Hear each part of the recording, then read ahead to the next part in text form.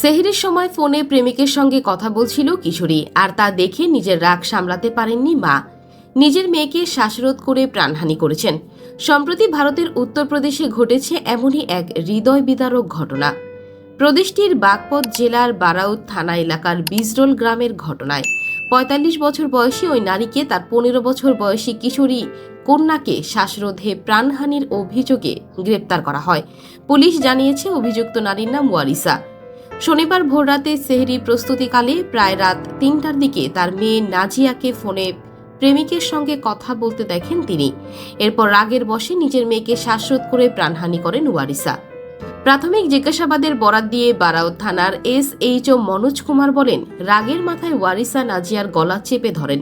এতে কিশোরীটি বিছানায় লুটিয়ে পড়ে। তবে মা ওয়ারিসা ভেবেছিলেন মেয়েটি তখনও বেঁচে আছে এবং তিনি তার গৃহস্থালী কাজ চালিয়ে যান।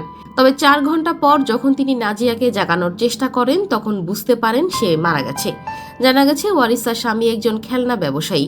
ঘটনার সময় তিনি ব্যবসাজনিত কাজে পার্শ্ববর্তী সুলতানপুরে ছিলেন।